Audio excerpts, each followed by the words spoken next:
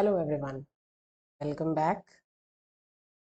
So continuing the previous video lecture जिसमें हमने previous year questions को discuss किया था 2018 से 2024 तक जो questions पूछे गए हैं, तो first जो video lecture है उसमें हमने half of the questions को लिया था, next half को हम इस video lecture में discuss करेंगे, ठीक है? तो if you haven't watched that video, क्योंकि दो parts में मैंने divide कर दिया है, there are plenty of questions, एक video lecture में it's not possible to cover, क्योंकि आपको सिर्फ आंसर्स टिक नहीं करना है. I will also give you explanation of all the questions, ठीक है, जिससे आपके कॉन्सेप्ट्स भी क्लियर हो जाएं वाइल सॉल्विंग दीज क्वेश्चंस, ठीक है.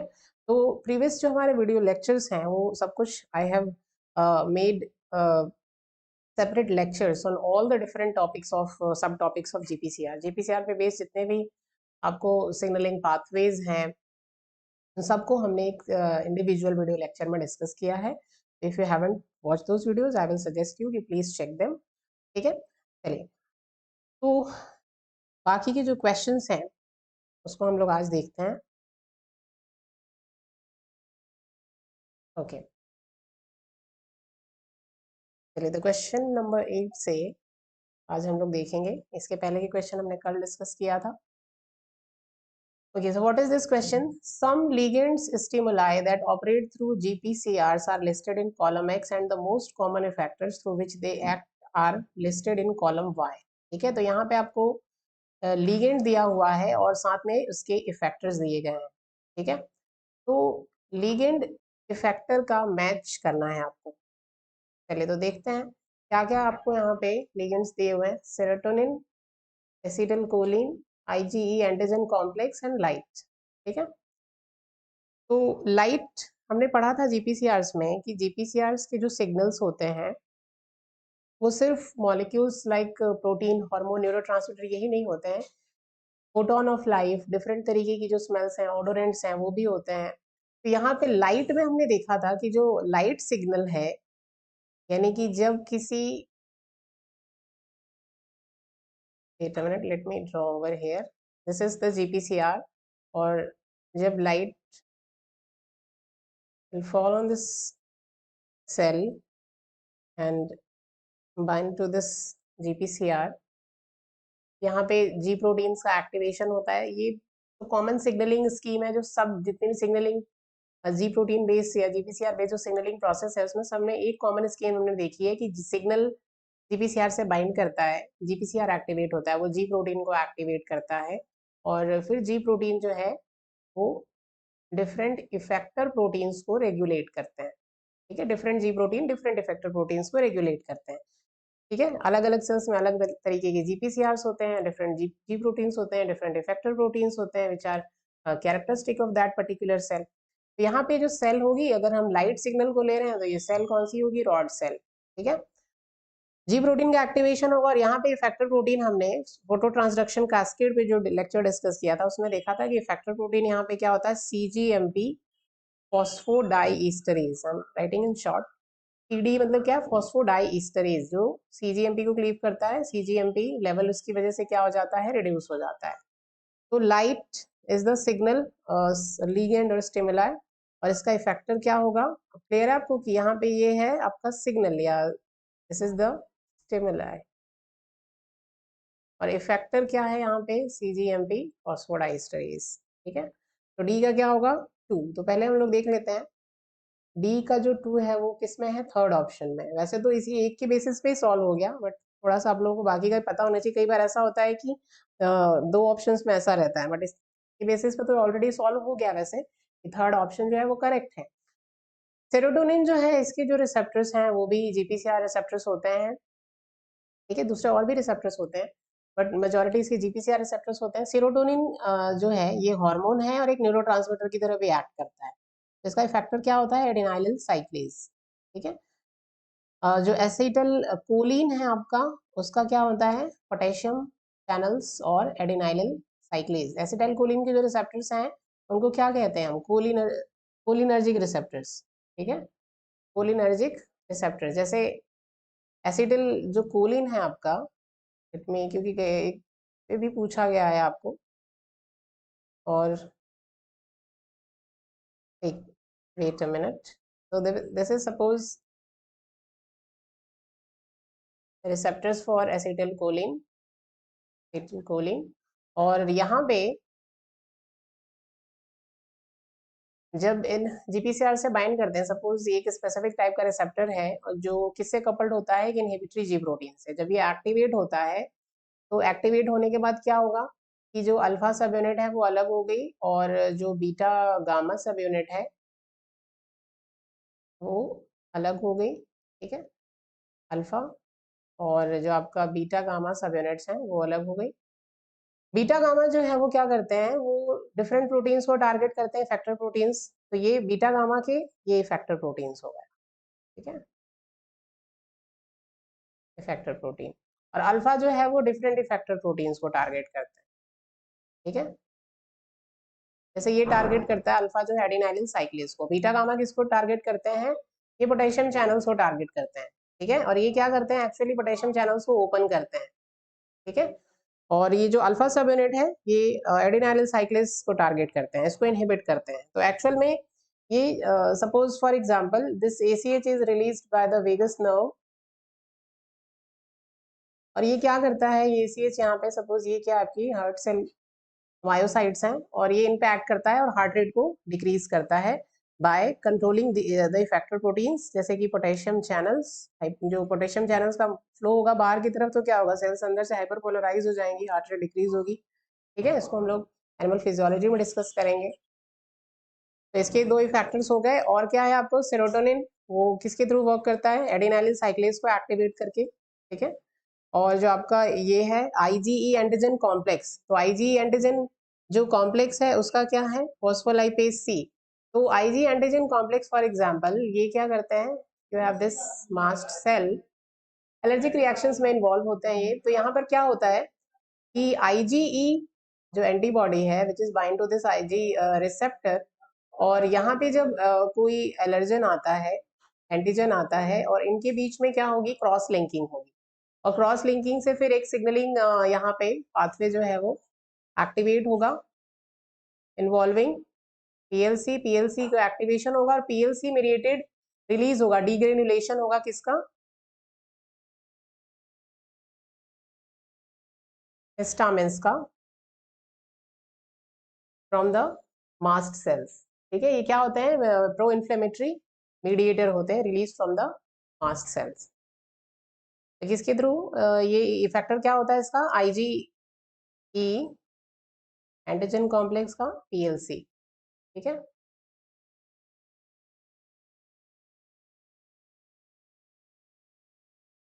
चलिए तो next question, this is the first question, और ये रिसेंट क्वेश्चन है, जून 2023 में आपको पूछा गया है, 4 मार्कर क्वेश्चन, ठीक है। तो आपको सिग्नल और इफेक्टर्स के मैच, या सिग्नल या रिसेप्टर्स के मैच, ये भी पूछे जाते हैं, ठीक है। तो ये चीजें आपको ध्यान रखनी कि इन किन पैटर्न्स पे आपको क्वेश्चन प्रीवियस ईयर्स में पूछे गए।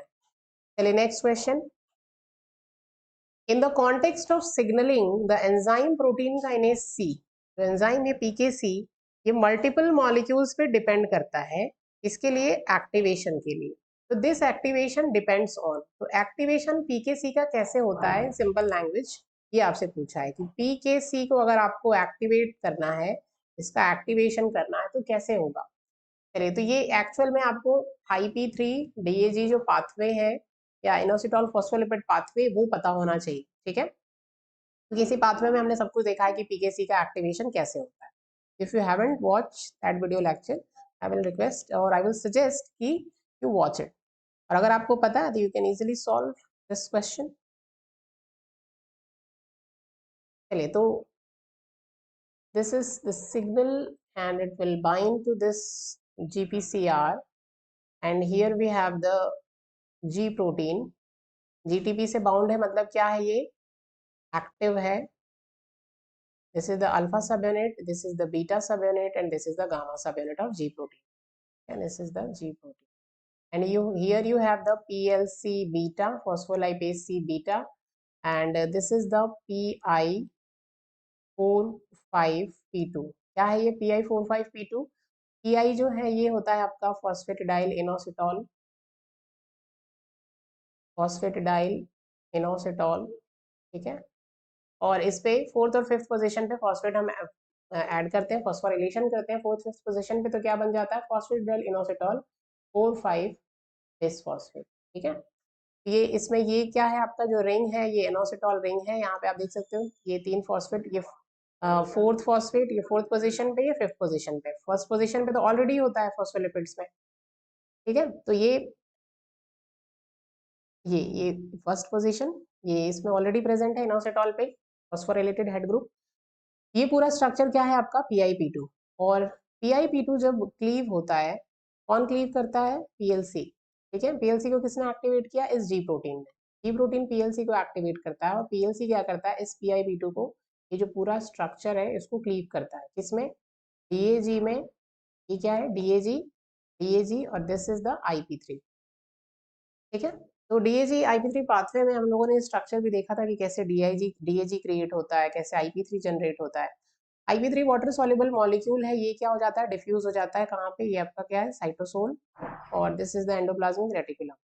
एंडोप्लाज्मिक रेटिकुलम पे दिस इज द ये क्या है आपके IP3 रिसेप्टर्स, जो चैनल्स की तरह वर्क करते हैं, calcium channels, gated calcium channels. ये चैनल्स कब ओपन होते हैं, जब IP3 आके इनसे बाइंड करता है। ठीक है, IP3 की जब बाइंडिंग होती है तो यहाँ से चैनल्स ओपन होते हैं और एंडोप्लाज्मिक रेटिकुलम के अंदर कैल्शियम आयंस का स्टोर होता है, और ये कैल्शियम आयंस जो है ये रिलीज हो जाते हैं साइटोसोल। कैल्शियम आयंस रिलीज होंगे और ये क्या करते हैं, ये PKC को साइटोसोल से, कहाँ पे, ये जो आपकी प्लाज्मा मेम्ब्रेन है, ये प्लाज्मा मेम्ब्रेन की आउटर लीफलेट है और ये इनर साइटोप्लाज्मिक लीफलेट है। साइटोप्लाज्मिक लीफलेट में ये यहाँ पे इसको प्लेस करते हैं, रिक्रूट करते हैं। ठीक है, ये क्या है आपका PKC। ठीक है, और किसने रिक्रूट किया, कैल्शियम आयंस। कैल्शियम आयंस जो है यहाँ पे साथ में प्रेजेंट होते हैं। ठीक है, यहाँ पे ये कैल्शियम प्रेजेंट है और ये क्या है आपका DAG। तो DAG और ये हो गया कैल्शियम आयंस। और एक चीज और होती है यहाँ पे, फॉस्फेटिडाइल सीरीन। फॉस्फेटिडाइल सीरीन क्या है, ये भी ग्लिसरोफॉस्फोलिपिड है, जैसे कि फॉस्फेटिडाइल इनोसिटॉल है ग्लिसरोफॉस्फोलिपिड, वैसे ही फॉस्फेटिडाइल सीरीन है। सिर्फ डिफरेंस क्या होता है, इसमें इनोसिटॉल का हेड ग्रुप होता है, इसमें सीरीन का हेड ग्रुप होता है। ठीक है, rest of the structure is same. और ये भी कहाँ पे प्रेजेंट होता है, ये इनर लीफलेट में, ध्यान रखना है आपको। एसिमेट्री ऑफ लिपिड बायलेयर पे सेल बायो में हमने एक लेक्चर डिस्कस किया था, इसमें देखा था कि कौन से फॉस्फोलिपिड्स इनर में प्रेजेंट होते हैं लीफलेट में, कौन से आउटर में प्रेजेंट होते हैं, इनोसिटॉल और जो फॉस्फेटिडाइल सीरीन है वो इनर लीफलेट।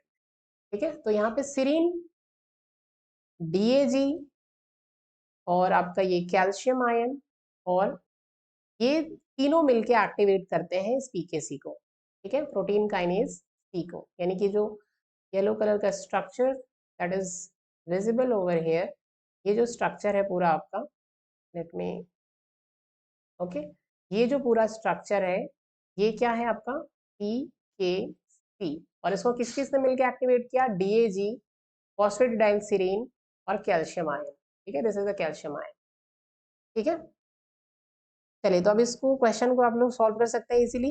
एक्टिवेशन किस पे डिपेंड करता है, फर्स्ट है phosphatidyl serine at the inner leaflet of the plasma membrane. तो हमने यहाँ पे देखा ही अभी, you can see over here कि यहाँ पे फॉस्फेटिडाइल सीरीन प्रेजेंट है। ठीक है, फॉस्फेटिडाइल सीरीन इनर लीफलेट में प्रेजेंट है प्लाज्मा मेम्ब्रेन की, ये एक्टिवेशन में इन्वॉल्व है। कैल्शियम हमने देखा ये भी इन्वॉल्व है। फॉस्फेटिडाइल इथेनॉल अमीन का कोई रोल नहीं होता है, ये इन्वॉल्व नहीं है। ठीक है, और कौन इन्वॉल्व है, डाइएसाइल ग्लिसरॉल, जो इनर लीफलेट, यहाँ पे हमने देखा कि ये क्या है, DAG अभी इनर लीफलेट में, और ये भी प्रेजेंट होता है PKC के एक्टिवेशन में। ठीक है, तो करेक्ट आपका ऑप्शन क्या है, क्या पूछा है यहाँ पे, विच one of the following option present the combination of all correct molecules. कौन कौन है, A, B और D, फोर्थ ऑप्शन। ठीक है, चलिए next question. G protein coupled receptors form the largest family of cell surface receptors. GPCRs activate G proteins, and G proteins are usually composed of 3 subunits alpha, beta and gamma. The typical feature of these subunits, ये question आपको G proteins पे पूछा गया है। G proteins and the receptor activation are, ठीक है, तो ये आपका दिसंबर 2023 का क्वेश्चन है, लास्ट दिसंबर, इस दिसंबर का एग्जाम अभी होने वाला है और ये लास्ट दिसंबर 4 मार्कर में आपको पूछा गया है। ठीक है, ये तीनों ही क्वेश्चन, फर्स्ट ये क्वेश्चन, क्वेश्चन नंबर 9 और क्वेश्चन नंबर 10, ठीक है, ये तीनों ही 4 मार्कर्स क्वेश्चन। चलिए, तो फर्स्ट स्टेटमेंट क्या है, G alpha is membrane bound and in an unstimulated state it binds to GDP. जो आपका जी अल्फा है, जो जी प्रोटीन पे ये क्वेश्चन आप लोगों से पूछा गया है, जी प्रोटीन। जी प्रोटीन में तीन आपकी सब यूनिट्स होती हैं, जी अल्फा, जी बीटा और जी गामा। ठीक है, और इसको हम क्या कहते हैं, ट्राइमेरिक जी प्रोटीन। इन तीनों का जो कॉम्प्लेक्स, इन तीनों सब यूनिट को एक साथ हम क्या कहते हैं, ट्राइमेरिक या हेटेरो ट्राइमेरिक। हेटेरो ट्राइमेरिक क्यों, तीन डिफरेंट तरीके की सब यूनिट्स हैं। यहाँ पे पूछा है कि जी अल्फा इज मेम्ब्रेन बाउंड, तो यस, हमने सारे जो सिग्नलिंग पाथवेज हैं सब में बार बार यही डिस्कस किया है कि जो जी अल्फा सब यूनिट होती है, अल्फा इज मेम्ब्रेन बाउंड। यहाँ पे इस डायग्राम में भी आप देख सकते हैं, इस डायग्राम ओवर हियर। ठीक है, wait a minute, you can see over here, this is the alpha subunit, और ये क्या है, ये गामा है, और ये है बीटा। ये आप देख सकते हैं अल्फा सब यूनिट जो है लिपिड एंकर्स के थ्रू अटैच है, मेम्ब्रेन से बाउंड है। जो बीटा सब यूनिट है पेरीफेरी पे प्रेजेंट होती है ये। ठीक है, पेरीफेरल प्रोटीन है, और ये अल्फा और गामा जो है वो लिपिड एंकर। तो G alpha is membrane bound, yes this is correct. G alpha जो सब यूनिट है वो क्या है, मेम्ब्रेन बाउंड होती है, और इन एन अनस्टिमुलेटेड स्टेट। अनस्टिमुलेटेड मतलब अभी किसी सिग्नल से स्टिमुलेशन नहीं हुआ है, यानी कि सिग्नल जो है यहाँ पे अभी जीपीसीआर से बाइंड नहीं हुआ है, और जिसकी वजह से जो जी अल्फा है वो क्या है, अनस्टिमुलेटेड है। तो अनस्टिमुलेटेड का मतलब क्या है, वेट अ मिनट, अनस्टिमुलेटेड, अनस्टिमुलेटेड मतलब क्या, ये अभी किससे अटैच होगा, जीडीपी से। ठीक है, क्योंकि there is no stimulation from a signal. जब सिग्नल आएगा यहाँ पर, and the signal will come and bind, and the signal will come and bind, or the ligand will come and bind to this GPCR, तो GPCR activate होगा, और फिर जी protein का क्या होगा, स्टिमुलेशन होगा। तो जब तक अनस्टिमुलेटेड है ये किससे बाउंड है, जीडीपी से। तो पहला जो स्टेटमेंट है आपका, फर्स्ट स्टेटमेंट इज करेक्ट। ठीक है, यहाँ भी करेक्ट स्टेटमेंट पूछा है। B, G alpha is non membrane bound, तो ये तो रॉन्ग हो गया, मेम्ब्रेन बाउंड है। ठीक है, सी क्या है, after binding to the ligand, यानी हमने देखा कि सिग्नल या लिगेंड से जब बाइंडिंग होगी, after binding to the ligand, GPCR acts like a guanine nucleotide exchange factor GEF। जब इस सिग्नल से यहाँ पे ये क्या है आपका, GPCR है, लिगेंड से बाइंडिंग, लिगेंड जब GPCR से बाइंड करता है तो ये क्या किसकी तरह एक्ट करता है, एक GEF की तरह एक्ट करता है, और जी अल्फा का एक्टिवेशन करता है। कौन, GPCR GEF की तरह एक्ट करता है। GEF क्या होता है, गुआनिन न्यूक्लियोटाइड एक्सचेंज फैक्टर। तो अभी जब तक सिग्नल की बाइंडिंग नहीं हुई थी तब तक ये जीएफ की तरह एक्ट नहीं करेगा। ये कब एक्ट करेगा जीपीसीआर जीएफ की तरफ, जब लिगेंड या सिग्नल की बाइंडिंग होगी। ठीक है, तो जैसे ही अब ये बाइंडिंग हुई तो क्या होगा, ये जीएफ एक्टिविटी क्या करती है, let me right over here, कि जीडीपी को यहाँ से, ग्वानिन न्यूक्लियोटाइड एक्सचेंज फैक्टर नाम है, तो किसको किससे एक्सचेंज किया, जीडीपी को रिप्लेस कर दिया, और उसकी जगह यहाँ पे अल्फा से क्या अटैच कर दिया, जीटीपी। ठीक है, जीडीपी के एक्सचेंज में यहाँ क्या आ गया, जीटीपी आ गया, और इसलिए इसको क्या कहते हैं हम, ग्वानिन न्यूक्लियोटाइड एक्सचेंज फैक्टर। ठीक है, हाइड्रोलिसिस यहाँ पे फॉस्फेट ग्रुप का एडिशन नहीं किया जीडीपी में, यहाँ पे इस जीडीपी को ही रिप्लेस कर दिया, उसकी जगह जीटीपी को रख दिया। ठीक है, अब ये क्या कहलाएगा, ये स्टिमुलेटेड कहलाएगा, ऑन स्टेट। ठीक है, स्टिमुलेटेड स्टेट, जब ये किससे अटैच होगा, जीटीपी से अटैच होगा। ठीक है, तो क्लियर है कैसे जीटीपी से अटैच हुआ, और इसको क्या बोलेंगे, अब ये एक्टिवेशन हो गया जी अल्फा का, जीईएफ की वजह से। ये वाला स्टेटमेंट जो है आपका ये भी करेक्ट है।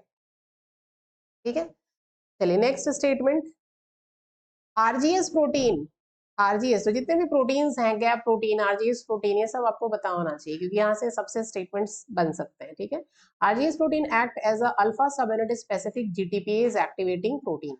आरजीएस प्रोटीन जो है वो किसकी तरह एक्ट करता है, एक alpha subunit specific GTPase protein की तरह। ठीक है, तो अभी हमने जीईएफ का रोल देख लिया, अब हम देखते हैं कि ये जीएपी क्या है। ठीक है, जीईएफ और जीएपी दोनों पता होना चाहिए आपको। अभी ये क्या हो गया, ये अल्फा जो सब यूनिट है वो एक्टिव हो गई। ठीक है, एक्टिव होने के बाद इसने जो भी फैक्टर प्रोटीन है उसको रेगुलेट किया, फिर जो भी सेलुलर रिस्पॉन्स है उसको कंट्रोल किया, प्रोड्यूस हुआ सेलुलर रिस्पॉन्स, ठीक है। सेल के बिहेवियर में जो भी चेंजेस होने थे हो गए इस सिग्नल के रिस्पॉन्स में। अब ये होने के बाद, प्रोसेस कंप्लीट होने के बाद, अब ये जो अल्फा सब यूनिट है या जो जी प्रोटीन है आपका, वापस से वो किस में जाएगा, ऑफ स्टेट। तो ऑफ स्टेट में जाएगा कैसे, एक्टिव तो हमने देख लिया कि कौन करता है, जीपीसीआर की जीईएफ एक्टिविटी। और इनएक्टिव कैसे होगा, इनएक्टिव होगा जीएपी की हेल्प से। और इसके अलावा जी अल्फा के पास क्या होती है, जीटीपीएज एक्टिविटी, ठीक है। अब जी अल्फा को ये सारी प्रोसेस करने के बाद इनएक्टिवेट होना है, तो G alpha, this G alpha has the GTPase activity, intrinsic GTPase activity होती है जी अल्फा के पास। ये जी अल्फा क्या करेगा, इस GTP को हाइड्रोलाइज करेगा और हाइड्रोलाइज करके क्या बनाएगा, GDP, ठीक है। तो अब जो जी अल्फा है वो किससे अटैच हो गया, GTP को क्लीव कर दिया, तो किससे, GTP क्लीव हुआ, हाइड्रोलाइज हुआ, तो क्या बन गया, GDP।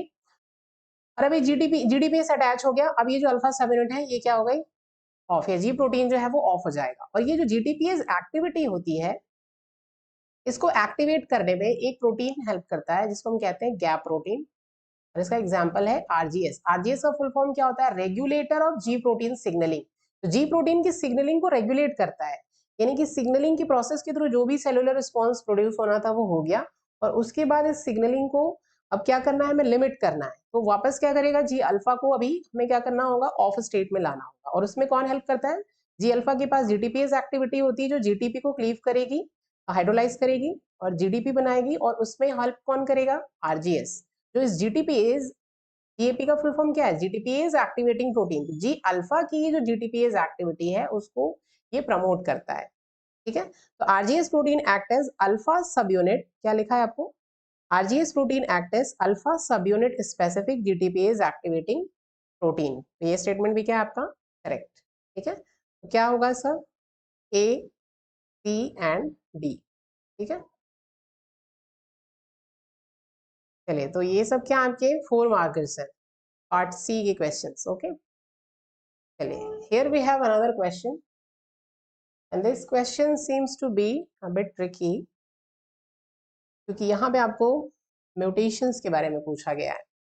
देखते हैं क्या है question, the CAMP-PKA-CREB pathway regulates many. अब ये क्वेश्चन जो है CAMP-PKA-CREB पाथवे पे है, ठीक है। इसको हमने डिटेल में डिस्कस किया था, CAMP-PK पाथवे को regulates many important biological processes from hormone synthesis to inducing long term memory in the brain। सारी प्रोसेस, डिफरेंट बायोलॉजिकल प्रोसेसेस को ये रेगुलेट करता है ये पाथवे। कुछ स्टेटमेंट्स आपको यहाँ पे दिए गए हैं which describe the effect of mutation in the components of the pathway on gene transcription by CREB। यहाँ पे कंपोनेंट्स क्या है इस पाथवे के, CAMP, PKA और CREB, ये 3 कंपोनेंट्स हैं। और पूछा है आपसे कि इन 3 कंपोनेंट्स में अगर म्यूटेशन हो जाए तो क्या इफेक्ट होगा on gene transcription by CREB, ठीक है। CAMP, PK, CREB ये 3 कंपोनेंट्स हैं, और इनमें अगर म्यूटेशन हो जाए किसी तरीके का, या और भी जो कंपोनेंट्स हैं जैसे जी प्रोटीन्स भी हैं, ठीक है। तो इनमें म्यूटेशन की वजह से जीन ट्रांसक्रिप्शन जो CREB के थ्रू होता है, CREB एक रेगुलेटरी प्रोटीन है जो ट्रांसक्रिप्शन को रेगुलेट करता है जीन्स के, तो ट्रांसक्रिप्शन पे क्या इफेक्ट होगा। तो चलिए देखते हैं कि क्या म्यूटेशंस आपको यहाँ पे दिए गए हैं। अब इस क्वेश्चन को सॉल्व करने के लिए you need again this pathway over here. तो इस पाथवे को हम ऑलरेडी डिस्कस कर चुके हैं CAMP-PK पाथवे में। पहला देखते हैं क्या स्टेटमेंट है, loss of function mutation in a CAMP binding site of PKA regulatory subunit leads to inactivation of gene expression. सबसे पहला जो स्टेटमेंट है वो क्या है कि लॉस ऑफ फंक्शन म्यूटेशन हो किसमें, CAMP binding site of PK, ठीक है। अब देखिए इस पाथवे को तो हम ऑलरेडी डिस्कस कर चुके हैं, बट थोड़ा सा इसको हम देख लेते हैं in order to solve this question. This is the GPCR and here we have this signal, ठीक है, एंड ये है आपका एडेनाइलिल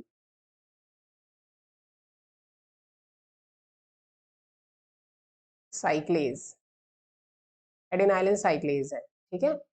और ये क्या है, ये है जी प्रोटीन। 3 सब यूनिट्स हैं इसकी, ये अल्फा सब यूनिट, ये गामा सब यूनिट और ये बीटा सब यूनिट, ठीक है।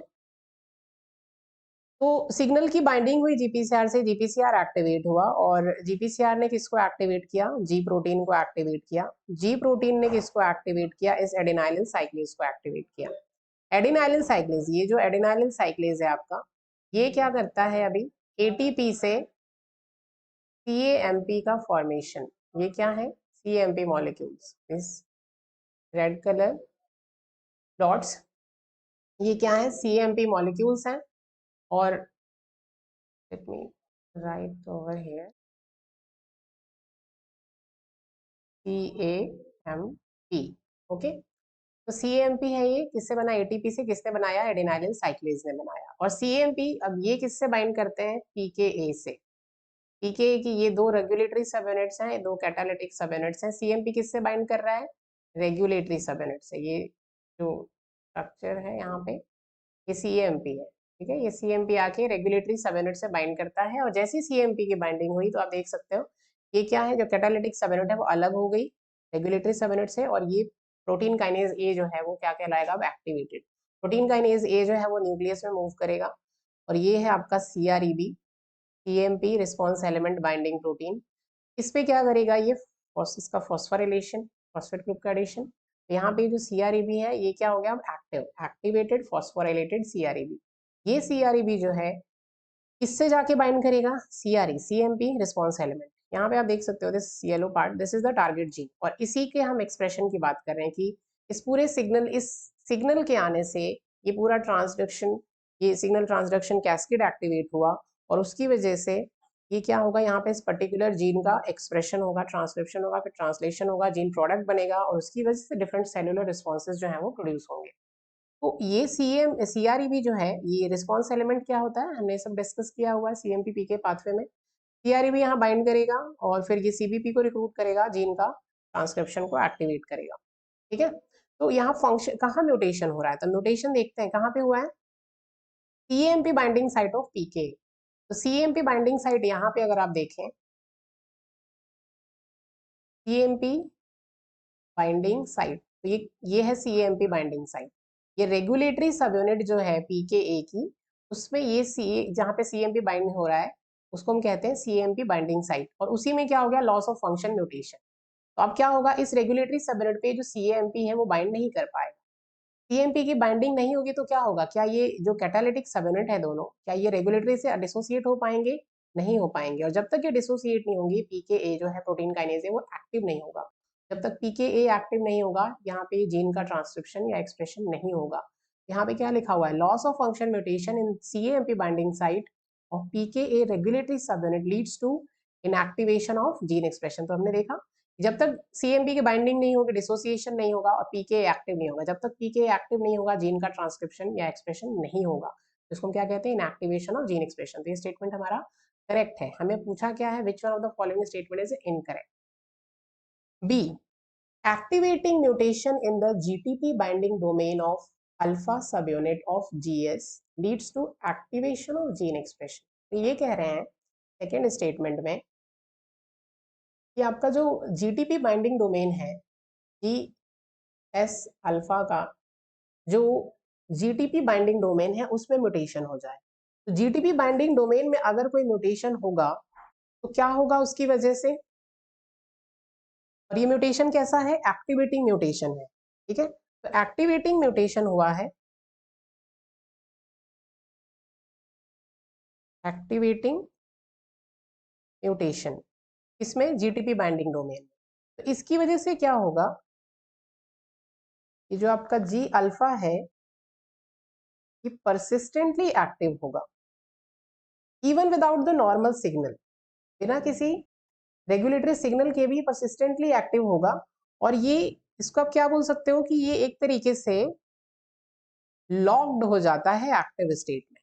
अगर यहाँ पे कोई एक्टिवेटिंग म्यूटेशन हुआ तो ये locked in the active state, ये एक्टिव स्टेट में ही लॉक हो गया।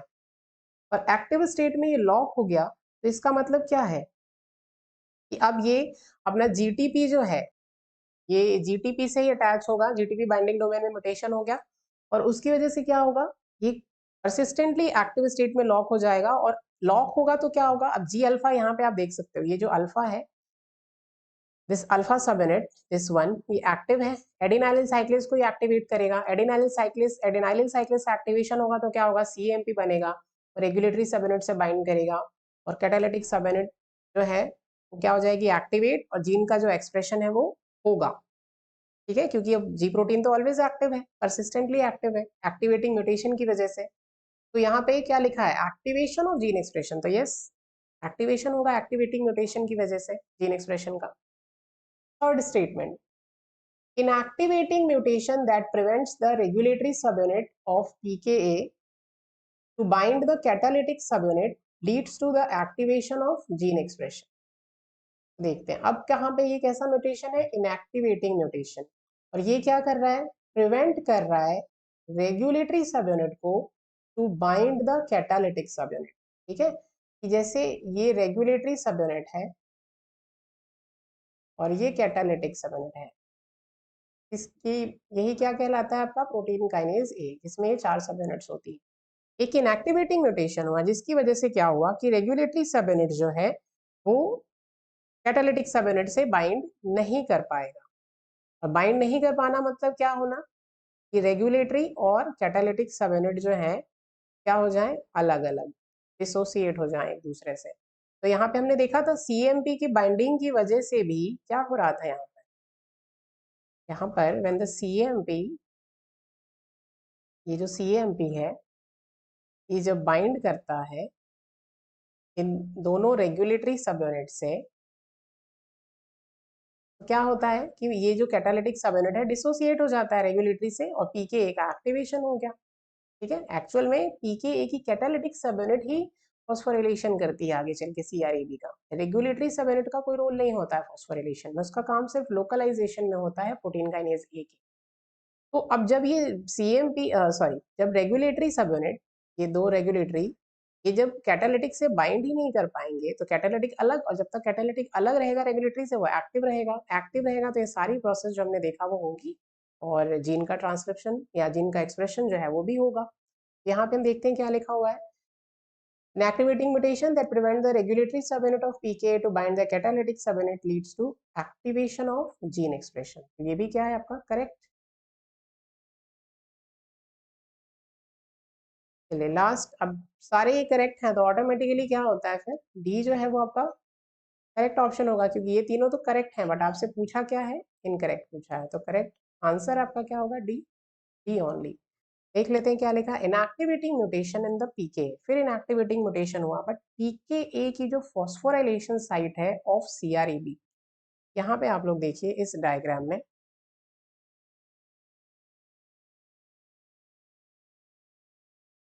Okay you can see over here, ये क्या है आपका सीआरईबी, दिस इज द सीआरईबी, और ये क्या है प्रोटीन काइनेज ए, इसकी कैटालिटिक सब यूनिट, एक्चुअल में रोल यही परफॉर्म करती है कैटालिटिक सब यूनिट। ये कैटालिटिक सब यूनिट क्या करती है, फॉस्फोराइलेशन, इसका सीआरईबी का। यहाँ पे आप देख सकते हो ये फॉस्फेट ग्रुप को ऐड कर दिया इस सीआरईबी पे, तो ये सीआरईबी जब फॉस्फोराइलेट होता है तभी क्या होता है, एक्टिव होता है। जब तक इसका फॉस्फोराइलेशन नहीं हुआ अभी क्या है, ये इनएक्टिव है।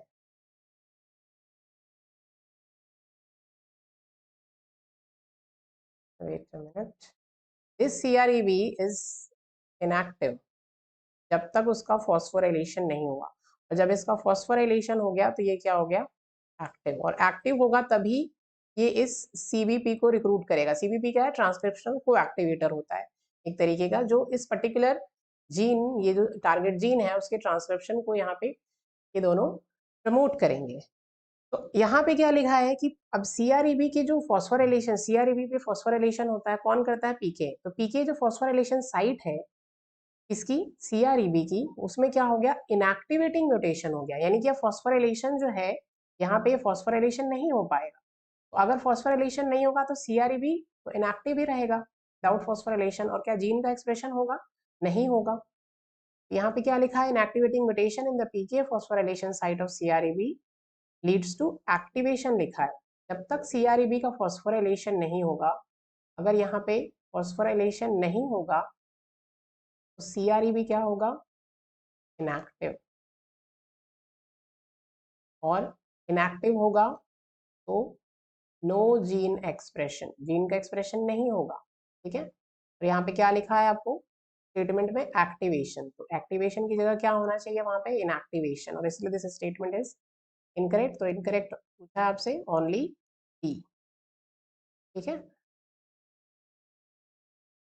चलिए, तो this is one of the difficult questions, क्योंकि यहाँ पे आपको सारी चीजें अच्छे से समझ के कि म्यूटेशन का इम्पैक्ट क्या होगा पाथवे में, तो पाथवे आपको अच्छे से उसके लिए ये पूरा याद होना चाहिए और उसको समझ के याद करना है। ठीक है, रटना नहीं है आपको।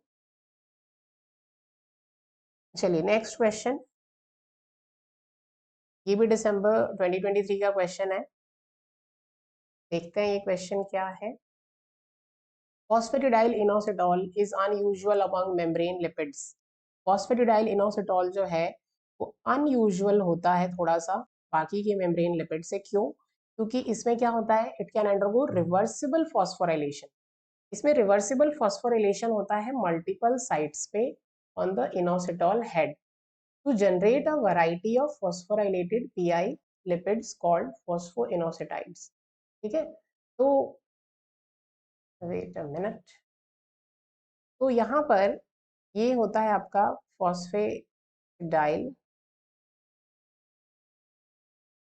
ये क्वेश्चन आपका पर्टिकुलरली हमने किस, ये जो टॉपिक है इस टॉपिक से पूछा गया है, इसको हमने IP3 DAG पाथवे में डिस्कस किया है, जहाँ पे मैंने सारे स्ट्रक्चर्स को भी डिटेल में डिस्कस किया था। ठीक है, यहाँ से वहीं इसी एरिया से पर्टिकुलरली ये क्वेश्चन पूछा गया है। तो देखिए इनोसिटॉल ये क्यों अनयूजुअल होता है? जैसे ये क्या है आपके इनोसिटॉल रिंग है। ठीक है,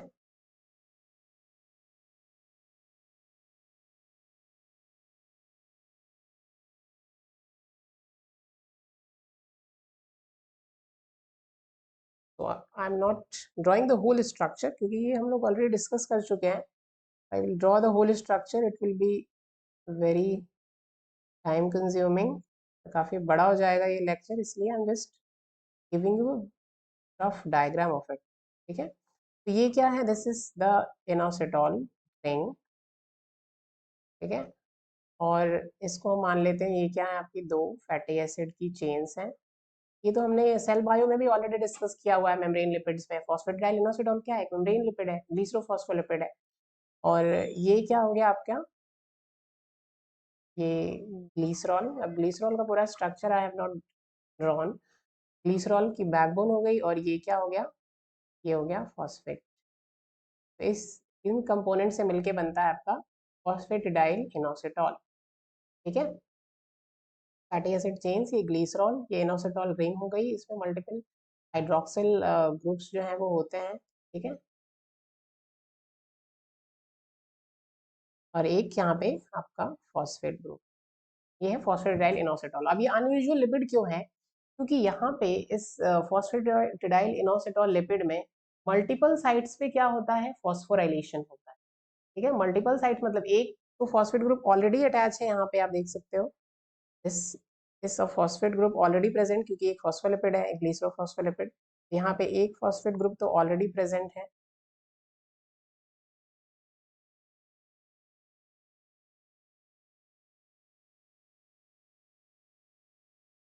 ओके,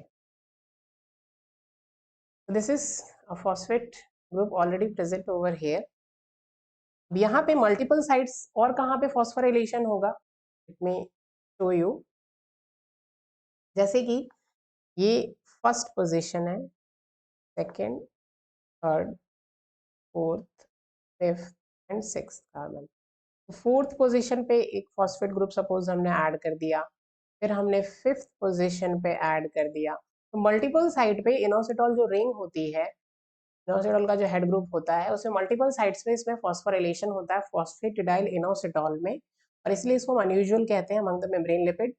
रिवर्सिबल फॉस्फोराइलेशन होता है और इससे क्या जनरेट होते हैं, फॉस्फोराइलेटेड पीआई लिपिड्स, फॉस्फोराइलेटेड। अब ये जो फॉस्फेटिडाइल इनोसिटॉल है, इसमें आपने यहाँ पे एक फॉस्फेट ऐड कर दिया, यहाँ पे एक फॉस्फेट ऐड कर दिया, अब ये क्या कहलाएगा, फॉस्फोराइलेटेड फॉस्फेटिडाइल इनोसिटॉल, या इसको फिर हम क्या कहते हैं, फॉस्फोइनोसिटाइड्स। ठीक है, तो सेल सिग्नलिंग में इनका बहुत इंपॉर्टेंट रोल होता है। अब यहाँ पे आपसे क्वेश्चन क्या पूछा है, let me clear this.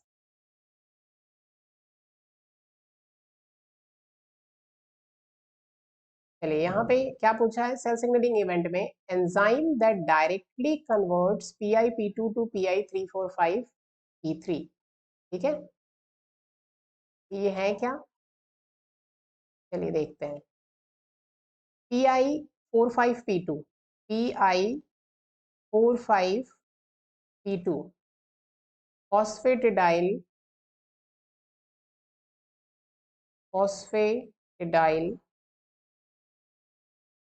Inositol 4,5 bisphosphate. ठीक है, यानी फॉस्फेटिडाइल इनोसिटॉल में फोर्थ और फिफ्थ, अभी मैंने शो किया कि फोर्थ फिफ्थ पोजीशन पे फॉस्फेट अगर आप ऐड कर दो तो उसको क्या कहेंगे, फॉस्फेटिडाइल इनोसिटॉल 4,5 बिसफॉस्फेट। और इसको किस में कन्वर्ट करना है आपको, PI345P3। तो इसको आप क्या बोलोगे, फॉस्फेटिडाइल इनोसिटॉल 3,4,5 ट्राइफॉस्फेट। 4,5 पे पहले ही था, फोर्थ और फिफ्थ पोजीशन पे, और थर्ड पोजीशन पे भी आप ऐड कर दोगे तो क्या बन जाएगा, 3,4,5 P3 मतलब ट्राइफॉस्फेट, यहाँ P2 मतलब बिसफॉस्फेट। ठीक है, चलिए तो यहाँ पे आपको पूछा क्या है कि इसको, इस स्ट्रक्चर को जब आप इस स्ट्रक्चर में कन्वर्ट करेंगे तो वो कौन सा एंजाइम होगा जो इसको कन्वर्ट करेगा। ठीक है, चलिए तो यहाँ पर इस डायग्राम में हम देखते हैं, ये क्या है आपका, फॉस्फेटिडाइल इनोसिटॉल है।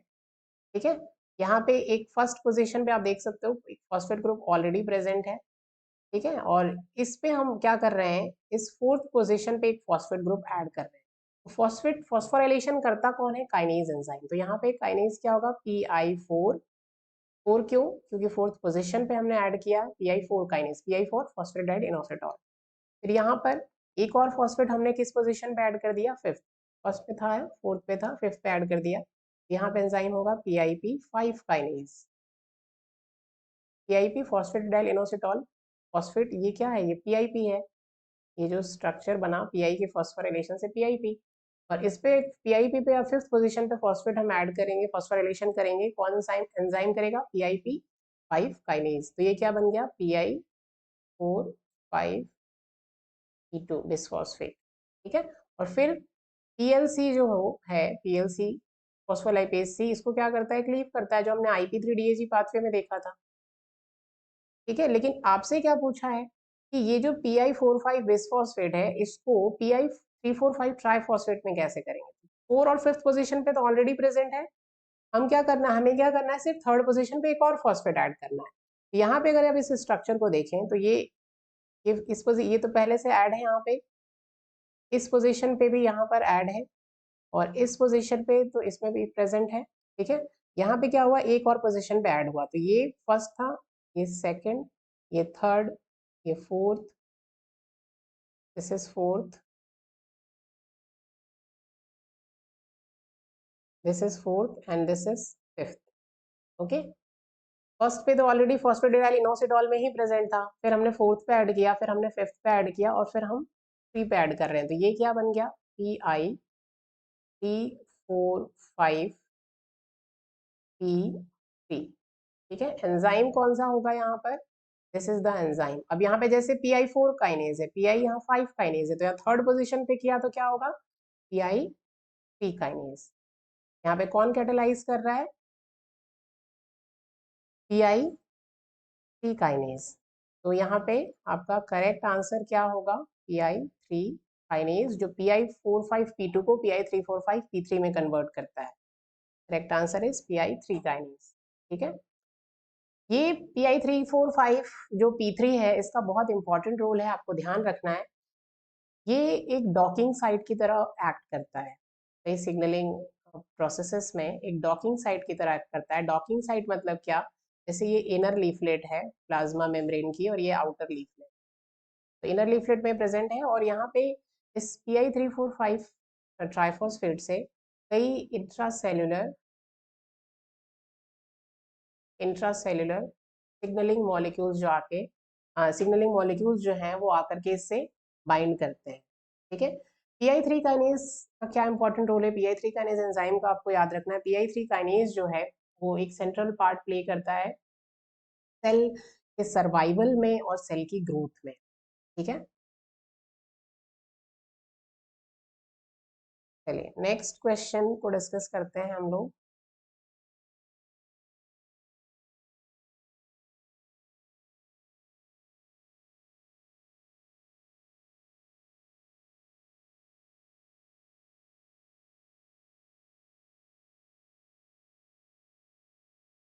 Okay, next question. और एक चीज आपको और ध्यान रखना है, अगर कभी पूछ ले आपसे कि जैसे PI P4 P2 को PLC जो है वो क्लीव करता है और DAG और IP3 बनाता है, लेकिन इस PI345P3 को जो PLC है फॉस्फोलाइपेज C ये क्लीव नहीं कर सकता है।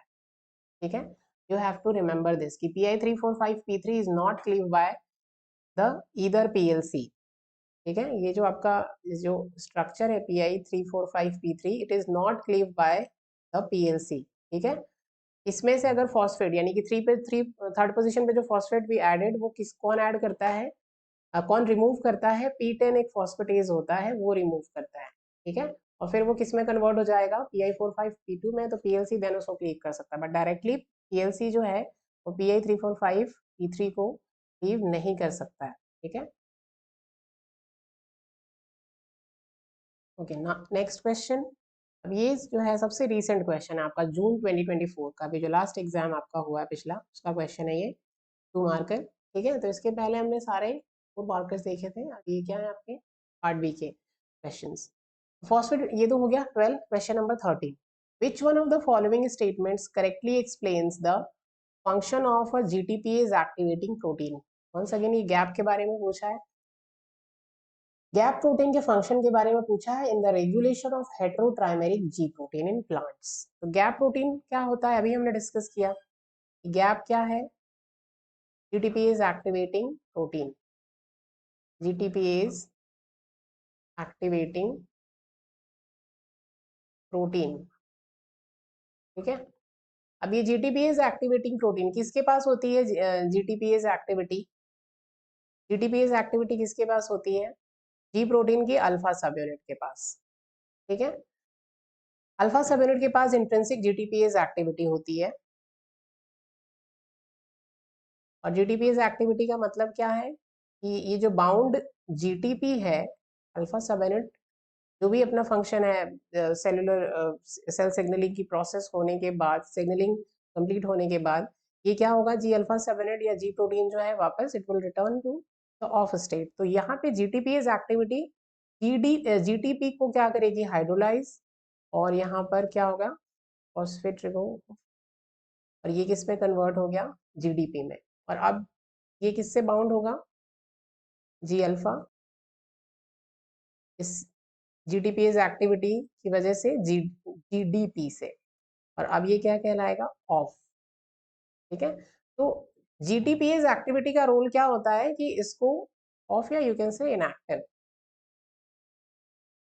ठीक है, GTPase एक्टिविटी क्या करती है? इनएक्टिवेट करती है सिंपली जी प्रोटीन को। जी अल्फा जब इनएक्टिवेट होगा तो जी बीटा गामा भी इनएक्टिवेट हो जाएंगे। और ये GAP क्या करता है? GAP का काम ही है कि अल्फा सब यूनिट स्पेसिफिक ये जो GTPase एक्टिविटी है उसको एक्टिवेट करना। इसका नाम ही है GTPase एक्टिवेटिंग प्रोटीन। ये जो जी अल्फा की GTPase एक्टिविटी होती है उसको प्रमोट करता है, एक्टिवेट करता है। ठीक है, यानी गैप क्या करेगा? गैप एक्चुअली में ये इनएक्टिवेट करेगा इसको, जी प्रोटीन को, क्योंकि GTPase एक्टिविटी को प्रमोट करेगा। GTPase एक्टिविटी प्रमोट होगी तो GTP का हाइड्रोलिसिस होगा और GDP में कन्वर्ट हो जाएगा ये। और जी अल्फा आप किससे अटैच होगा? GDP से। तो GDP से जब अटैच होगा तो वो क्या होगा? ऑफ या इनएक्टिव। तो पहला क्या है स्टेटमेंट गैप के बारे में? It activates the G alpha protein. No, it inactivates, क्योंकि ये क्या करेगा, जीटीपी के हाइड्रोलिसिस को प्रमोट करेगा। जीटीपी हाइड्रोलिसिस होगा तो जी अल्फा जो है किससे बाउंड होगा, जीडीपी से, और जब जी अल्फा जीडीपी से बाउंड होता है तो वो क्या होता है, ऑफ या इनएक्टिव, ये इनएक्टिवेट करता है। ये तो रॉन्ग हो गया, ठीक है। फिर क्या पूछा है, it inactivates the G beta, तो यस, जब ये अल्फा को इनएक्टिवेट करेगा तो जी बीटा जो प्रोटीन है और गामा वो भी क्या होंगे, इनएक्टिवेट, ये करेक्ट है। थर्ड है, it directly inhibits ligand binding to GPCR, no, ligand की बाइंडिंग को ये नहीं डायरेक्टली इनहिबिट करता है, दिस इज रॉन्ग। फोर्थ क्या है, it leads to the dissociation of G alpha from G beta gamma subunits. अब ये क्यों आपका रॉन्ग है, कहने का मतलब ये है कि क्या जो गैप प्रोटीन है आपका वो डिसोसिएशन करता है जी अल्फा का बीटा गामा सब यूनिट से। तो देखिए G alpha subunit beta gamma subunit से डिसोसिएट कब होती है, ये आपको याद होना चाहिए। मैं कई सारे सिग्नलिंग जो लेक्चर्स हैं उसमें डिस्कस किया है रिपीटेडली इस चीज को, कि जी अल्फा सपोज अभी जो है वो जीडीपी से बाउंड है, लेट्स से कि अभी कोई सिग्नल नहीं है, सिग्नल से स्टिमुलेशन नहीं हुआ, अभी ये ऑफ है। तो जब तक ये ऑफ है, इनएक्टिव है, तो जो अल्फा सब यूनिट है वो बीटा और गामा इनके साथ ही कॉम्प्लेक्स में प्रेजेंट होंगे, ठीक है, ये साथ में प्रेजेंट होंगे इन अ कॉम्प्लेक्स, ठीक है, in the off state when no signal is there and when the G alpha is bound to GDP, ठीक है। जैसे ही सिग्नल से स्टिमुलेशन हुआ और जीडीपी को रिप्लेस कर दिया जीपीसीआर ने, और क्या यहाँ पे रख दिया, जी डीपी की जगह जीटीपी को, तो अब क्या हो गया, ये ऑन या एक्टिव। और जैसे ही जीटीपी को रखा गया यहाँ पर जीडीपी की जगह, व्हाट विल हैपन, बीटा और जो गामा सब यूनिट्स हैं वो क्या हो जाएंगे, ये डिसोसिएट हो जाएंगे अल्फा से, ठीक है।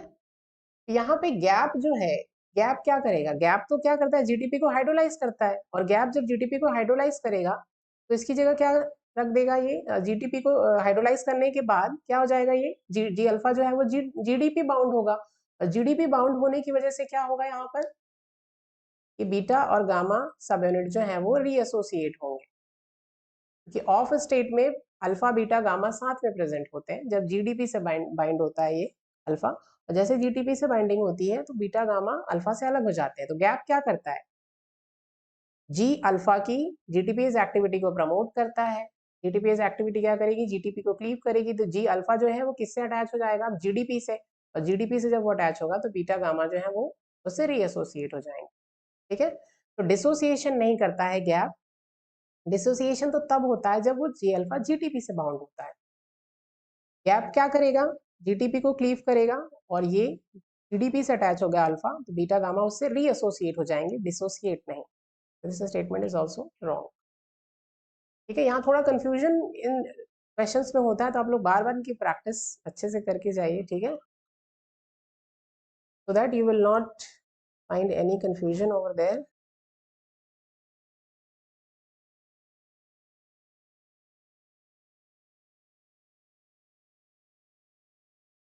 चलिए next question, question number 14, which one of the following adrenoreceptors decreases CAMP in the post-synaptic target after stimulation with norepinephrine?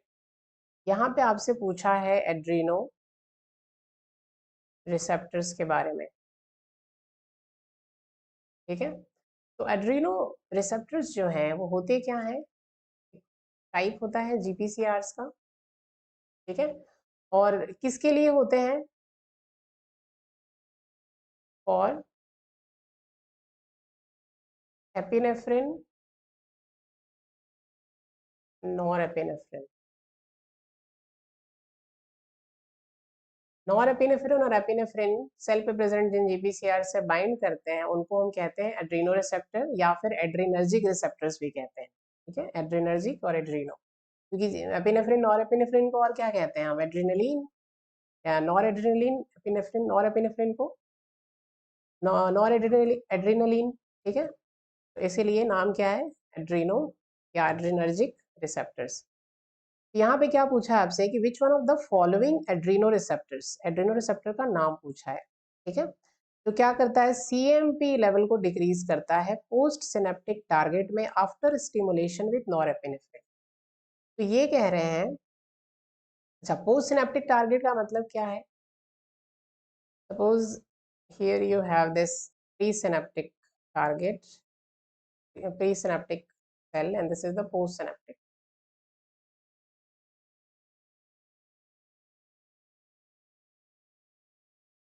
ठीक है, तो this is the postsynaptic target. तो सिनेप्स क्या होता है?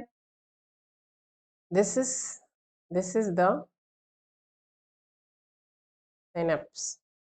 ठीक है, ये दो मसल्स के बीच, दो नर्व्स के बीच जंक्शन होता है बिटवीन द टू न्यूरॉन्स। ठीक है, the synapse is the two junction between the two neurons, जिसकी हेल्प से वो एक दूसरे से कम्युनिकेट करते हैं। ठीक है, तो यहाँ पे this is the presynaptic nerve cell, this is the postsynaptic nerve cell, और ये क्या है आपका सिनेप्सिन के बीच का स्पेस, जिसकी हेल्प से ये एक दूसरे से कम्युनिकेट करते हैं। तो सपोज यहाँ पे कुछ रिसेप्टर्स प्रेजेंट हैं, और ये क्या है आपके GPCRs हैं। ठीक है, GPCRs, GPCR, और इसका नाम क्या है? इस GPCR का नाम है एड्रीनो रिसेप्टर। एड्रीनो रिसेप्टर, और इसी की बात की गई कि ये कौन सा एड्रीनो रिसेप्टर है। तो पोस्ट सिनेप्टिक सेल में क्या करता है, CAMP लेवल को ये डिक्रीज करता है। तब जब इस रिसेप्टर से कौन आकर बाइंड करता है?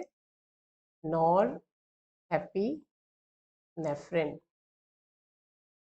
और एपिनेफ्रिन एक हार्मोन भी, एक न्यूरोट्रांसमीटर भी है। सपोज ये यहाँ से रिलीज हुआ न्यूरोट्रांसमीटर और यहाँ पे इस GPCR से आगे बाइंड करता है, इसके बाद एक सिग्नलिंग कैस्केड एक्टिवेट होगा, जिसकी वजह से क्या होगा, CMP का लेवल जो है वो रिड्यूस हो जाएगा। क्यों? क्योंकि GPCR जो है ये कपल्ड होगा एक इनहिबिटरी जी प्रोटीन से, और इनहिबिटरी जी प्रोटीन क्या करेगा, एडेनाइलिन साइक्लेज को इनहिबिट, और एडेनाइलिन साइक्लेज ही CMP फॉर्मेशन करता है। तो एडेनाइलिन साइक्लेज जो है वो अगर इनहिबिटेड है तो CMP का लेवल विल रिड्यूस। ठीक है, तो यहाँ पे ये जो एड्रीनो रिसेप्टर्स हैं, जो हमने एक वीडियो लेक्चर डिस्कस किया है एपिनेफ्रिन सिग्नलिंग पे, उसमें I have given a list of Adreno receptors. दो तरीके के होते हैं, अल्फा बीटा, और अल्फा और बीटा के फिर सब टाइप्स भी होते हैं, alpha 1, alpha 2, beta 1, beta 2, beta 3। तो हमने देखा था कि कौन कौन से एड्रीनो रिसेप्टर्स किस तरीके के जी प्रोटीन्स के साथ कपल्ड होते हैं, और कौन कौन से टिश्यूज में या सेल्स में वो प्रेजेंट होते हैं। ठीक है, बाइंड किससे करते हैं? एपिनेफ्रिन और एपिनेफ्रिन से। तो हमने वहां पे डिस्कस किया था कि ये जो एड्रीनो रिसेप्टर है, जो इस GI से कपल्ड होता है, और पोस्ट सिनेप्टिक टारगेट में क्या करता है, ये CMP लेवल को डिक्रीज करता है। वो एड्रीनो रिसेप्टर कौन है? अल्फा 2। ठीक है, तो you can check over there epinephrine signaling में I have provided that list of adrenoreceptor or adrenergic receptors. Okay? Okay, the last question, which one is the correct sequence of events? Sequence पूछा है आपसे events का that take place during phototransduction when light falls onto the retina. तो जब retina पे light fall होती है तो उस कंडीशन में कौन सा जो फोटो ट्रांसडक्शन कास्केड जो एक्टिवेट होता है, उसमें क्या सीक्वेंस ऑफ इवेंट्स होते हैं, उसको आपको प्रॉपरली एक सीक्वेंस में अरेंज करना है और बताना है। ठीक है, तो हमने डिस्कस किया था ये टॉपिक, फोटो ट्रांसडक्शन कैस्केड। ठीक है, सिग्नल ट्रांसडक्शन हम पढ़ते हैं सिग्नल सेल सिग्नलिंग में। फोटो ट्रांसडक्शन का मतलब क्या हुआ, यहाँ पे लाइट के रिस्पॉन्स में वो जो सिग्नलिंग कैस्केड है वो एक्टिवेट होगा। तो यहाँ पे सिग्नल क्या है, फोटोन ऑफ लाइट, तो इसलिए हम कहते हैं उसको फोटो ट्रांसडक्शन। ठीक है, तो इसमें हमने देखा था कि रेटिना में क्या होती है आपकी रॉड सेल्स, और भी कई तरीके की सेल्स होती हैं, different type of nerve cells, जिसको हम क्या कहते, जैसे रॉड सेल्स हैं, कॉन सेल्स हैं, गैंग्लियन सेल्स हैं। तो फोटो ट्रांसडक्शन कैस्केड में हमने एक इलेबोरेट डायग्राम डिस्कस किया था, जिसमें सारी सेल्स के बारे में आई हैव एक्सप्लेन्ड। ठीक है, तो हम यहाँ पे सिर्फ रॉड सेल्स की बात करते हैं। इस तरीके से एक रॉड सेल क्या होती है कि एक स्पेशलाइज नर्व सेल होती है। ठीक है, और इसको हम क्या कहते हैं, रॉड फोटो रिसेप्टर्स भी कहते हैं, क्योंकि फोटोन ऑफ लाइट को ये रिसीव करते हैं रॉड सेल्स में प्रेजेंट रोडोप्सिन्स जो हैं। रोडोप्सिन्स क्या होते हैं? GPCRs होते हैं। रॉड सेल एक लाइट सेंसिटिव सेल होती है, इसको फोटो रिसेप्टर्स भी कहते हैं। और इस रॉड सेल के अंदर इस तरीके से डिस्क प्रेजेंट है, तो हम क्या कहते हैं, डिस्क। कहाँ पे, ये आपका आउटर जो सेगमेंट है उसमें प्रेजेंट होते हैं डिस्क, ठीक है। और इन डिस्क में क्या प्रेजेंट होते हैं, लेट मी, यहाँ पर ये रोडोप्सिन्स प्रेजेंट होते हैं, जीपीसीआरस, और लाइट सिग्नल जो है वो इन्हीं जीपीसीआर से बाइंड करते हैं डिस्क मेम्ब्रेन में प्रेजेंट। और ये क्या है, ये रॉड सेल की plasma membrane, plasma membrane of rod cell, और ये आपके क्या है, ये रोडोप्सिन्स हैं। और ये वाला ये आउटर सेगमेंट हो गया, और नीचे का जो पूरा एरिया है वो आपका इनर सेगमेंट। ये क्या होती है, सिनेप्टिक बॉडी। ये सेल बॉडी होती है, यहाँ पे न्यूक्लियस वगैरह प्रेजेंट होता है आपका। ये एक तरीके की नर्व सेल होती है रॉड सेल। इसको फोटो ट्रांसडक्शन कैस्केड कैसे एक्टिवेट होता है, इसको हमने डिस्कस किया था। अब ये जो डिस्क मेम्ब्रेन आप डिस्क देख रहे हैं, इसी के अंदर फोटो ट्रांसडक्शन कैस्केड जो है वो एक्टिवेट होता है। तो ये डिस्क मेम्ब्रेन हो गई, और इसके बाहर से इस तरीके से ये रॉड सेल की प्लाज्मा मेम्ब्रेन हो गई, ठीक है। तो यहाँ पे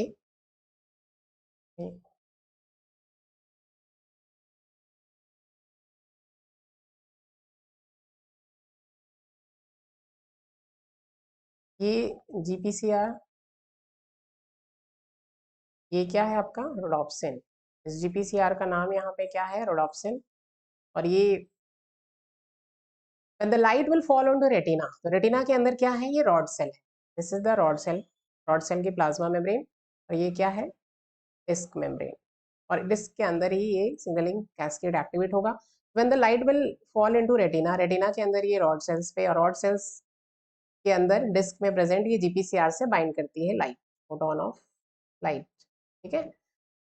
लाइट की प्रेजेंस में लाइट की यहाँ बाइंडिंग होगी, ये जो रोडोप्सिन है आपका जीपीसीआर, ये एक्टिवेट हो जाएगा। और ये फिर किसको एक्टिवेट करेगा, एक जी प्रोटीन जिसका नाम है जीटी या ट्रांसड्यूसिन। और ट्रांसड्यूसिन फिर किसको रेगुलेट करेगा, ये किसको एक्टिवेट करेगा, सीजीएमपी पीडी, सीजीएमपी फॉस्फोडाइस्टरेज को। ये क्या करेगा, सीजीएमपी को क्लीव करेगा, तो सीजीएमपी जो लेवल है वो क्या हो जाएगा, रिड्यूस, ठीक है। सीजीएमपी के लेवल रिड्यूस होने से क्या फर्क पड़ेगा, यहाँ पर आपके होते हैं इस रॉड सेल मेम्ब्रेन में कैटायन चैनल्स, ठीक है। ये क्या है, कैटायन चैनल्स। ये कैटायन चैनल्स कैसे होते हैं, ये होते हैं सीएमपी गेटेड, यानी सीएमपी की जब यहाँ बाइंडिंग होगी तभी ये चैनल्स ओपन होंगे। अब यहाँ पे सीजीएमपी लेवल तो रिड्यूस हो गया इस सीजीएमपी फॉस्फोडाइस्टरेज की वजह से, तो ये चैनल्स क्या, यहाँ पे सीजीएमपी जो है यहाँ बाइंड नहीं कर पाएगा, और ये चैनल्स क्या हो जाएंगे, क्लोज्ड, ठीक है। ये कैटायन चैनल्स कौन से, सोडियम आयन और कैल्शियम जो यहाँ पे मूव करता है अंदर, ठीक है। तो ये क्लोज हो जाएंगे। अब क्लोज होने से क्या होगा, यहाँ पे आप लोग इस डायग्राम में देख सकते हैं, यहाँ पे ये चैनल्स हैं, और इनके थ्रू क्या होता है, सोडियम और कैल्शियम का मूवमेंट होता है। तो यहाँ पे नहीं हो पाएगा सोडियम और कैल्शियम का मूवमेंट, स्पेशली सोडियम की बात करते हैं। तो क्या होगा, ये जो सेल है, सोडियम का मूवमेंट नहीं होने से क्या होगा, हाइपर पोलराइजेशन होगा। क्योंकि हाइपर पोलराइजेशन मतलब क्या, सेल के अंदर यहाँ पे नेगेटिव चार्जेस जो है कंपैरेटिवली वो ज्यादा होंगे, क्योंकि पॉजिटिव चार्जेस जो है, पॉजिटिवली चार्ज आयंस अंदर मूव नहीं कर रहे हैं, ठीक है। तो यहाँ पे क्या हो जाएगा, हाइपर पोलराइजेशन। पॉजिटिवली चार्ज जब आयंस, अगर ये प्रोसेस का ऑपोजिट हम देखें कि जब सोडियम आयंस का मूवमेंट होता तो सेल क्या होती है अंदर से, तो क्या बोलते हैं हम, कि सेल जो है वो डीपोलराइज हो रही है। सेल के अंदर पॉजिटिव चार्जेस का फ्लो होने की वजह से सेल का डीपोलराइजेशन हो रहा है। और डीपोलराइजेशन स्टिमुलस जो है वो यहाँ पे आता है सिनेप्टिक बॉडी में, और यहाँ सिनेप्टिक वेसिकल्स के अंदर क्या प्रेजेंट होते हैं, न्यूरोट्रांसमीटर। फॉर एग्जाम्पल ग्लूटामेट, ये क्या है, एक न्यूरोट्रांसमीटर, एक अमीनो एसिड, एक न्यूरोट्रांसमीटर की तरह एक्ट करता है। तो ये क्या होते हैं, इस अगर ये सेल हाइपरपोलराइज हो गई तो हाइपरपोलराइजेशन की वजह से क्या होगा, डिपोलराइजेशन स्टिमुलस जो है वो सिनेप्टिक बॉडी तक नहीं आएगा, और यहाँ पे लो होगा ग्लूटामेट का release, low release of neurotransmitter. ये क्या है, ग्लूटामेट। अगर ये सेल डिपोलराइज होती यानी कि सोडियम आयंस का फ्लो होता, तो डिपोलराइजेशन स्टिमुलस क्या करता, उसके रिस्पॉन्स में ये सिनेप्टिक वेसिकल्स फ्यूज होते हैं और यहाँ न्यूरोट्रांसमीटर को रिलीज करते हैं। बट हाइपरपोलराइजेशन की वजह से यहाँ पे जो रिलीज है वो क्या हो जाएगा, डिक्रीज हो जाएगा न्यूरोट्रांसमीटर, ठीक है। अब देखते हैं सीक्वेंस ऑफ इवेंट्स आपसे क्या पूछा है। पहला है क्लोजर ऑफ, फर्स्ट स्टेटमेंट है आपको, इसमें सीक्वेंस है क्लोजर ऑफ सोडियम चैनल्स, फिर है एक्टिवेशन ऑफ ट्रांसड्यूसिन। ट्रांसड्यूसिन क्या है, जीटी। तो पहले तो हमने देखा कि जीटी जो है वो एक्टिवेट होगा, फिर वो सीजीएमपी को एक्टिवेट करेगा, तब जाके क्लोजर होगा, तो पहला तो हो ही नहीं सकता है। सेकेंड है डिक्रीज रिलीज ऑफ ग्लूटामेट, तो ग्लूटामेट का रिलीज हमने देखा कि लास्ट में अफेक्टेड होता है। स्ट्रक्चरल चेंजेस इन रोडोप्सिन सबसे पहले होता है, यानी कि जो जीपीसीआर है रोडोप्सिन, इसमें सबसे पहले चेंजेस होंगे जब light will fall on to this GPCR. ठीक है, तो ये भी रॉन्ग है, ग्लूटामेट रिलीज तो सबसे लास्ट में होगा अफेक्टेड। थर्ड है structural changes in rhodopsin, rhodopsin में पहले स्ट्रक्चरल चेंजेस होंगे, फिर एक्टिवेशन होगा ट्रांसड्यूसिन का। तो आप लोग देखिए इस डायग्राम में, you can look at this diagram very carefully. GPCR जो है रोडोप्सिन, उसमें पहले स्ट्रक्चरल चेंजेस होंगे because of the binding to light, photon of light, और ये किसको एक्टिवेट करेगा, रोडोप्सिन जीटी को, ट्रांसड्यूसिन को। और उसके बाद सीजीएमपी फॉस्फोडाइस्टरेज का एक्टिवेशन होगा जो सीजीएमपी लेवल को यहाँ पे रिड्यूस करेगा, और उसकी वजह से क्या होगा, ये जो हमने चैनल्स देखा ये क्या हो जाएंगे, क्लोज हो जाएंगे। और क्लोज, ये वाला जो थर्ड वाला जो आपका ऑप्शन है रोडोप्सिन, ठीक है, चेंजेस हुए, ट्रांसड्यूसिन का एक्टिवेशन हुआ, ये जीपीसीआर एक्टिवेट हुआ पहले, फिर इसने ट्रांसड्यूसिन जीटी को एक्टिवेट हुआ, एक्टिवेट किया ये किसको एक्टिवेट करता है, सीजीएमपी पीडीई को, और सीजीएमपी पीडीई जो है, let me right it again, ये किसको एक्टिवेट करता है, सीजीएमपी पीडीई फॉस्फोडाइस्टरेज, ये क्या करता है, सीजीएमपी को क्लीव, तो सीजीएमपी लेवल जो है वो रिड्यूस हो जाएगा, और इसकी वजह से सोडियम आयन चैनल्स जो है वो क्लोज हो जाएंगे, क्योंकि सोडियम आयन ये जो इसके बाद कैल्शियम की मूवमेंट होता है इसके थ्रू, तो सोडियम ये जो चैनल्स हैं वो क्या हो जाएंगे, क्लोज, क्योंकि सीजीएमपी जो है वो स्टिमुलस की तरह काम करता है इन चैनल्स के लिए। जब सीजीएमपी की बाइंडिंग नहीं होगी तो चैनल्स ओपन नहीं होंगे, क्लोजर हो गया सोडियम आयन चैनल्स का। और यहाँ पे हमने देखा कि सेल जो है वो हाइपरपोलराइज हो जाएगी, और उसकी वजह से यहाँ पे जो ये सिनेप्टिक बॉडी है, यहाँ से लो रिलीज होगा ग्लूटामेट का, यानी कि न्यूरोट्रांसमीटर का जो रिलीज है वो डिक्रीज हो जाएगा, तो यहाँ लिखा है डिक्रीज रिलीज ऑफ ग्लूटामेट, तो ये क्या है, करेक्ट सीक्वेंस। फोर्थ क्या है आपको यहाँ पे गलत क्या है, decrease in intracellular cGMP, cGMP का जो इंट्रासेल्युलर लेवल है वो डिक्रीज होगा, ठीक है, बट पहले ट्रांसड्यूसिन का एक्टिवेशन होगा, उसके बाद तो वो सीजीएमपी पीडी को एक्टिवेट करेगा, और इंट्रासेल्युलर लेवल जो है सीजीएमपी का रिड्यूस होगा। This is also wrong, okay.